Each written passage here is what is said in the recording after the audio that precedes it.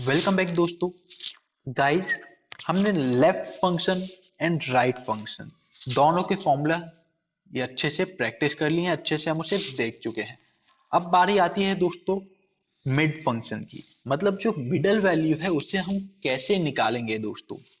तो गाइस, ये left and right function से थोड़ा सा अलग होता है, लेकिन ज्यादा डिफिकल्ट नहीं है, बहुत ही सिंपल है। तो चलिए उसे मैं आपको समझा देता हूँ।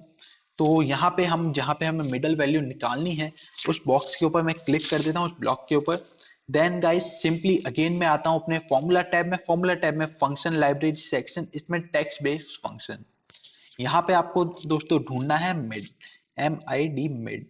तो गाइस यहाँ पे मिड ये रहा।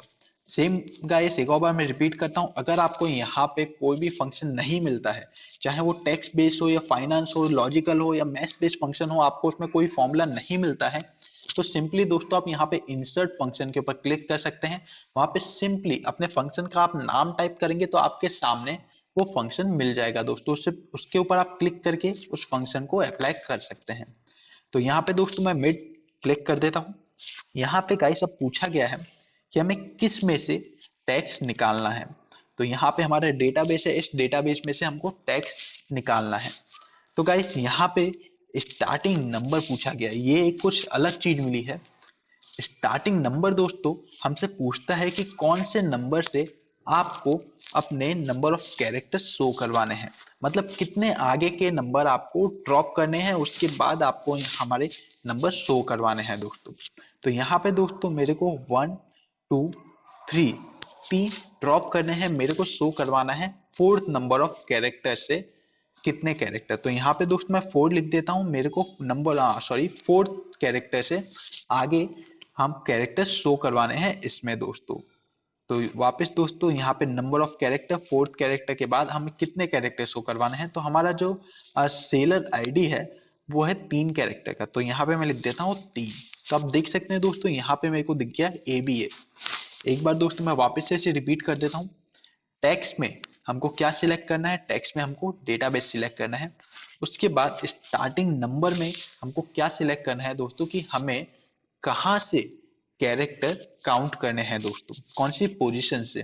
तो यहाँ पे 1 2 3 तीन पोजीशन तक तो दोस्तों हमारा सेल्स आईडी है। जो हमारी फोर्थ पोजीशन है वहां से हमारा सेलर आईडी शुरू होता है, और सेलर आईडी कितने कैरेक्टर का है वो हमें लिखना है उसके नीचे, मतलब हमारा सेलर आईडी है 3 कैरेक्टर का। फोर्थ पोजीशन से हमारा सेलर आईडी शुरू होता है और 3 कैरेक्टर तक हमारा सेलर आईडी है दोस्तों। यहाँ पे दोस्तों एक छोटी सी उसकी डेफिनेशन भी लिखी है, आप इसे पढ़ सकते हैं। स्टार्ट नंबर के ऊपर आप जैसे क्लिक करेंगे तो यहाँ पे दोस्तों डेफिनेशन उसकी लिखी हुई है।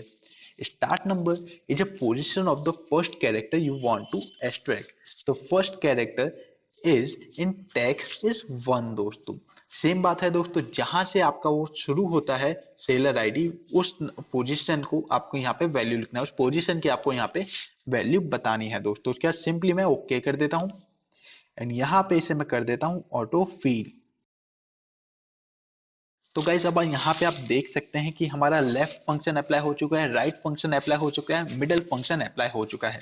इसको दोस्तों मैं टाइप करता तो मुझे पर्सनली कितना टाइम लगता आप खुद सोच सकते हैं, लेकिन ये फंक्शन अप्लाई करने के बाद दोस्तों मैं जितने भी 100 50 या 1000 जितने भी मेरे पास डेटाबेस है उसको मैं अलग अलग कैटेगरी में डिवाइड कर सकता हूँ दोस्तों, वो भी कुछ मिनट में दोस्तों।